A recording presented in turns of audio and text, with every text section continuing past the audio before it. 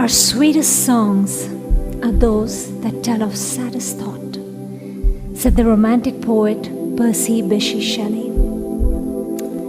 In April 2010, while watching a movie with my friends, I suddenly received a text from another friend. It contained the lyrics of a song. That song was all about being pulled into darkness. We'd been listening to this song every day at the music studio as it was part of an upcoming movie in which we were both involved as musicians.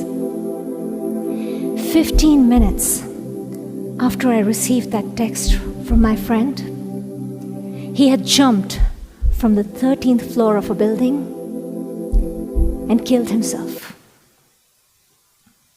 The piercing pain I felt in that moment gave birth to a series of loud questions in my mind. We know music heals, but can music also be emotionally poisonous? Did that song help him make up his mind about finally jumping, or was he suicidal anyway and just chose to express his feelings one last time through that song? Do we need to become conscious of our choices in music? Is music altering more than just our moods? Is it also shaping our emotional habits, how we think, what we believe? Or is music just a mere expression of what we already think and believe in our existing emotions? Hello everyone, I'm Jeena Earthiva, and for the last 14 years, I've explored the answers to these questions. Today I'll tell you all about it. See, my original name is Sukanya Ghosh, and I grew up in India. Right after my master's in computer science, I decided to pursue my calling, which was music. I went on to having a successful career as a Bollywood singer. And for those who don't know, Bollywood is the multi-billion-dollar film industry in India. It was amazing, traveling all across the world, and performing with all that glitz and glamour, and yet suddenly, at the peak of my singing career, I lost my voice. My speaking voice sounded terrible, and singing was obviously out of the question. None of the medical treatments seemed to work. I started to lose all my work, my savings, and with that, my confidence. My mental health deteriorated. I was not able to sleep, had frequent anxiety attacks, and felt depressed all the time. And at this time, I came across a line by my mentor, Dr. TEDxKULeuvenBrussels, which talked about transforming the life state of humankind. Transforming the life state of humankind. So beautiful, right? But this line, it triggered an intense debate inside me between who I truly was versus who I had become. See, in my heart, I always wanted to use music to positively impact people's lives. But my singing career kept me floating in this bubble of constant superficial comfort far away from my original dreams. And now that I couldn't sing anymore, my self-identity ripped apart. I could either wallow in self-pity or muster up the courage to turn my pain into purpose. Well, I chose courage, and my mentor's words filled my heart with this burning desire to somehow find a way to use music to pull people out of suffering, starting with my own self, of course. But guess what? I had no clue where to actually start. So one day I thought, since I cannot sing, maybe I should try producing my own music. Now, I had no formal training in music production, so my process was basically clicking random buttons on the music software and pestering Google with endless questions like, oh, what does this button do, and so on. Like a curious and impatient kid, I was at it non-stop while everyone else thought, okay, she's going crazy. And in this crazy period is when I realized, or rather stumbled upon, some fascinating aspects about the interaction between music and our minds. Now, the first thing I realized is that the effect of music on us doesn't just depend on the music, but also on how and what we associate with it. Let's say you don't like a particular song, okay? But something amazing happened when this same song was playing somewhere in the background. Now, every time this song plays, it automatically brings back those positive feelings, even though you don't like this song. Now, why? Because your association with this song has become positive. So, as neuroradiologist Jonathan Burdett says, there are probably some features in music that make you feel a certain way, but it is your experience with it that is even more important. Now, secondly, the thing I realized was music is a powerful stimulator of the mind, even when it is not playing. So let's do an activity to understand this, okay? I'm sure we all have a favorite song from our teenage years or college days, yeah? Take a moment to remember what that song is. If you're already in college, it's easier, right? Take a moment and think of that song. Just take the first song that pops in your mind. Okay, now I want you to close your eyes and play that song in your mind. And let's pull up the volume of this song in our minds. And notice what feelings this song brings to you. What memories and what mental images come as you listen to it.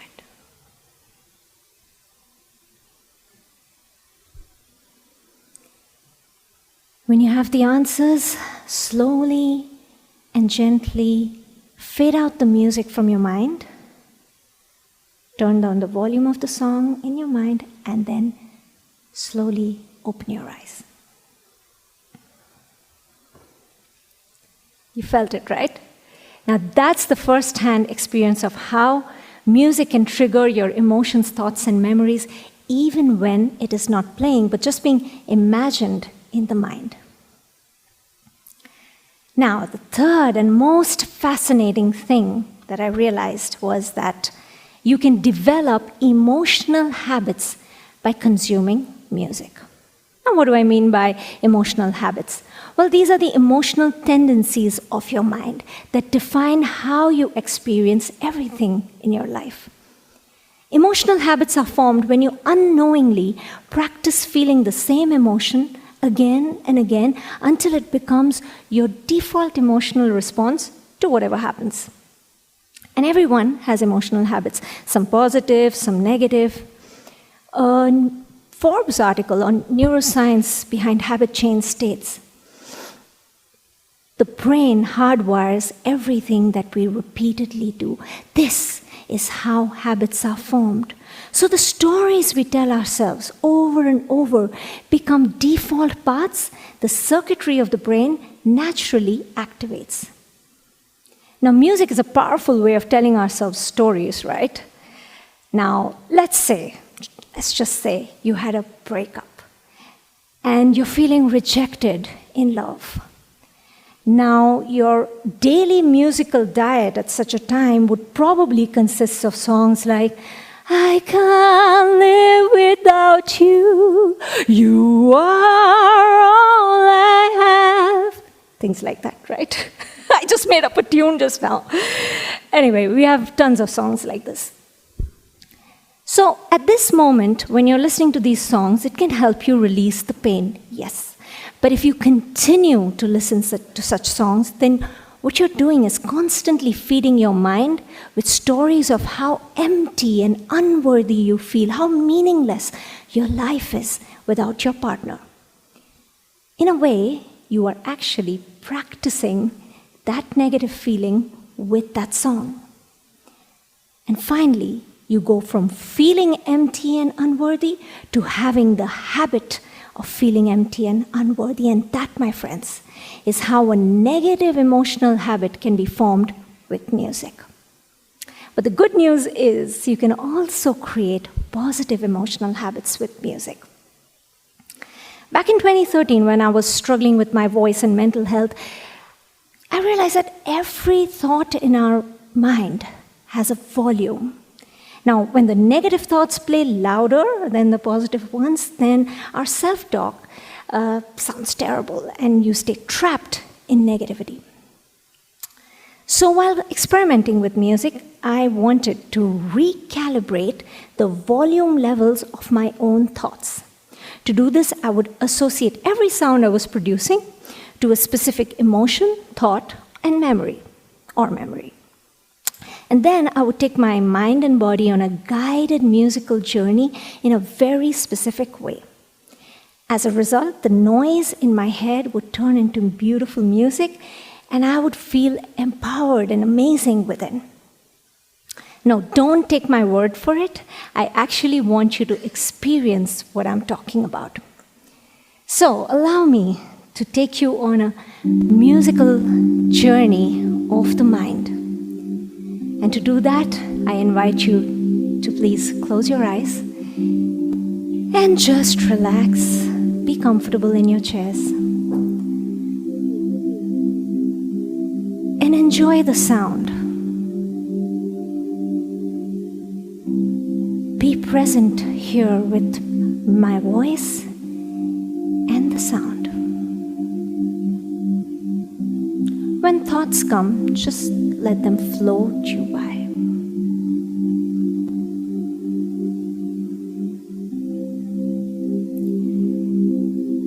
And now,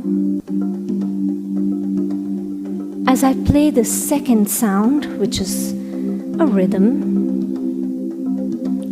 I want you to think of one recent incident where you were slightly a bit stressed, slightly uncomfortable, a bit frustrated. Take something that happened in the recent past and notice in that situation, when you bring it back in your mind, how were you feeling in your body? Where do you feel that slight discomfort?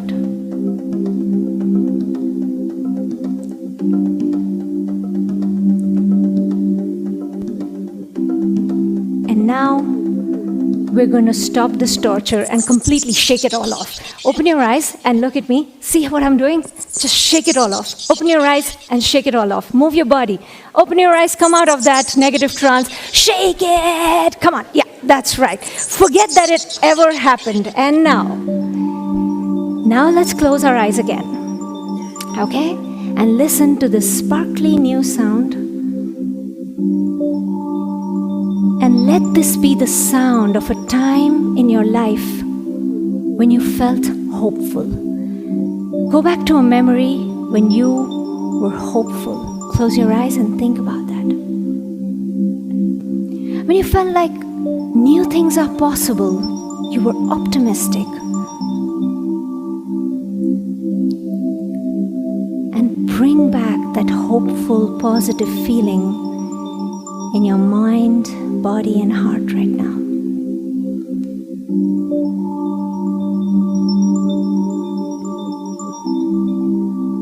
When you have that hope in your heart, I want you to pay attention to the sound of the violins, and I want you to tap on the floor with your feet with the rhythm of the violins. So, 1, 2, 1, 2, right, left, right, left. Tap on the floor, right, left. And think of someone or something that immediately inspires you or motivates you. A person, a celebrity, a quote, a book. And take that inspiration in your body and imagine that you're moving forward towards your dreams, your goals, your aspirations. You're moving, really moving with your body. you're inspired, you're motivated, and you believe in that new possibility. And now, I want you to feel this beat in your body. And now just move in any way you like. Whichever part of your body wants to move, let it move. And as you listen to this beat, and as you move, think of a time in your life when you felt truly self-confident, when you felt like, hey, I can do this. No matter what, I can do this. Let that beat grow in you. Bring back that self-confidence in this moment in your body. And when you have that, imagine that you are at the center of a beautiful energetic spiral, a spiral that is going up, up, up, and you are at the center of it, and all these positive emotions of hope, inspiration, confidence is entering you from all sides, and you're just at the epicenter of this amazing spiral energy, and you're moving up, up, up, up. And I want you to raise your arms up, both your hands up, and then clap with me. Clap, clap, clap with the beat. And say, ho, ho, ho, ho, with the sound from your mouth. Ho, ho, ho, ho. Come on, you can make the voice sound like this. Ho, ho, ho, ho. Ho, ho, ho, ho. One more time. Ho, ho, ho, ho. And now I want you to go back to that same problematic situation that we started with, the thing that made you a little bit uncomfortable and stressful. Think of that situation one more time. Everything is the same, the people are the same, the situation is the same, and yet inside of you, you feel like this. You feel empowered, you feel confident, you feel hopeful, you feel like everything is different because you are now in charge of how you feel. And this, my friends, is how you decide how your inner world will really be. Keep that positive, empowered feeling within you, and keep your eyes closed and take a deep breath in. Hold the feelings and then breathe out. Remember that these sounds have gone into your mind, and your mind knows how to play them back and bring back all these positive associations with the sound. So even when I fade the music from my laptop here, the music can play in your mind, and so can the positive emotions. Keep the feelings playing even when the music is fully gone. And now slowly fade out the music from your mind. And then, when you're ready, you can open your eyes.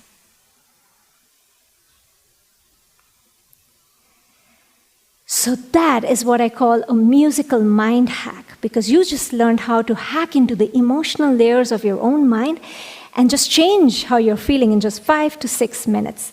And with practice, you can even learn to sustain this inner beautiful state. And it is this technique that helped me overcome the darkness of my own mind, and eventually I did get back my voice.